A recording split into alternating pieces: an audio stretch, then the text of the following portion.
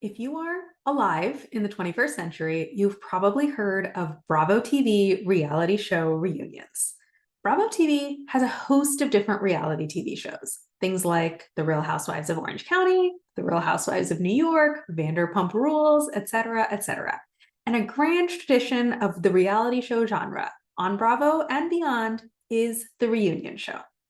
This is when, several months after the season has finished filming, all the cast members gather together in one room to fight, talk, make accusations, throw shade, and discuss the season that just wrapped up, all while a host moderates. It's some of the trashiest, most fun TV that you can watch, and it's also an unexpected coaching tool that you can use on yourself. Here's how. Most life problems spring from an inner conflict, from two different parts of you going to war with each other.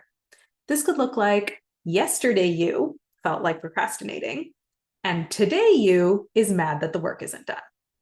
Or confident you thinks that things are on track, but anxious you is worried that you're getting complacent. Or annoyed you rolls their eyes when your kid asks them to play the same boring game again, but then guilty you feels bad that you don't enjoy playing with them. This Bravo TV reunion setup helps the different conflicting parts of you find common ground. So whenever an inner conflict happens, I want you to imagine that you're the host of a reality TV reunion show. You aren't any one of your emotions in particular. Instead, I want you to imagine yourself as the neutral moderator. You're Andy Cohen. And then I want you to place every part of you in their own reunion show chair. And once every part of you is in their seat, I want you to let every part of you say its piece while you, the moderator, just hear it out. It should basically look like this. You're Andy Cohen there in the middle, and then every single one of your emotions, every different part of you that's come into conflict is one of these reality TV contestants sitting on this couch. This setup helps you be the observer of your emotions rather than identifying with them 100%. So you, as the moderator, might say something like, so here we have yesterday Pooja, who felt like procrastinating, and we also have today Pooja, who's mad that the work isn't done. Now, yesterday Pooja, I want to turn it over to you. Today Pooja is claiming that you procrastinated because you're lazy and uncommitted, but we want to hear your side of the story. Why did you procrastinate? And often you'll find out that yesterday you did not procrastinate out of a laziness or a lack of commitment. In fact, they procrastinated out of overwhelm or fear of failing or not understanding the point of doing this thing. This setup also prevents third-party gossip, and it helps you hear the truth straight from the source.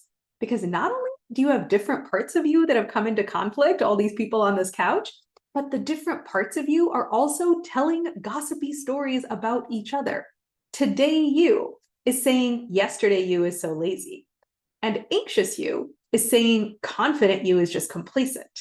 And guilty you is saying annoyed you hates their kid. But often all that gossip couldn't be further from the truth. Yesterday you isn't lazy, they're scared. Confident you isn't complacent, they're actually on top of things. And annoyed you doesn't hate their kid, they're just tired and overstimulated. So when you go into the Bravo TV reunion setup just like this, you can separate gossip from truth. And you can turn the microphone over to the part of you that's being attacked and ask it, hey, why don't you tell your side of the story? And this setup also gives you all the information you need to actually reconcile the inner conflict. Because here's the truth.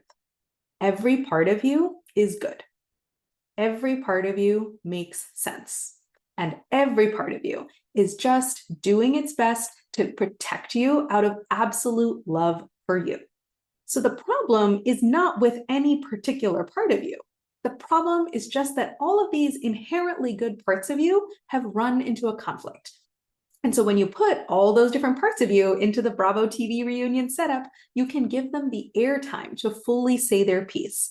And then once everyone has said what they have to say, you, the moderator in the middle, can look at everything you've learned and decide what you want to do next. Learning how to separate yourself from and observe and talk to your own emotions is a critical life skill. It helps you have love and compassion for yourself and your own reactions. It helps you make sense of your automatic impulses rather than just being ruled by them. And it helps you respond to what life throws at you instead of just reacting to it. We should all have been taught this skill in grade school. And yet, I didn't learn it in Harvard College. I didn't learn it in Harvard Business School. I didn't learn it at the Boston Consulting Group. I only learned this critical life skill in coaching. And my life became immeasurably better once I learned this skill and I learned how to put it into practice in my day-to-day life. And now I have made it my mission in life to bring these critical life skills to you as well. This is just one of the critical life skills you will learn in my course and coaching program, Less Stress, More Flow. And for every single skill, you'll learn about it in theory, and you will have robust support to help you put it into practice every day of your life. Join the program waitlist at the link above today.